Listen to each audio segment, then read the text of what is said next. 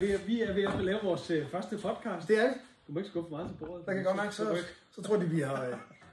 Så er det her. Ja. Så, og vi har købt champagne. Vi har champagne.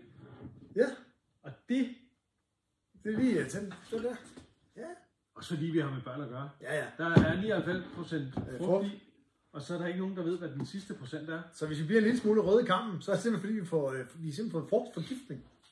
Og så skal vi jo bare faktisk sige godt nytår. Godt nytår, ja. Til alle ude i BMX Danmark. Alle sammen. Hold kæft, har det været sjovt. Det har det. Det har været fantastisk. Ja. Og vi glæder os sindssygt meget til næste år. Det gør vi. Det bliver sjovt. Det gør det. Hej. Nej, så skal du åbne. Så åbner jeg den her. Nej. Udover det hele, så er vi den der, fordi det kan da godt ende med, at vi bliver røde. Så prøver vi det. Det er jo næsten... Nej.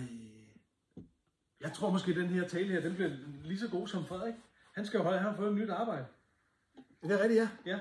Han må være længe om til nytår nu. Så han skal holde sin første tale lige om lidt. Ja. Det kan være, han ringer. Det tror jeg. Ellers så ringer vi til ham. Han er gammel BMX'er faktisk. Han er jo æresmedlem i København. Ja. Nå. Skål og godt nytår. Og lige måde, morgen. Det er hyggeligt. Skål derude.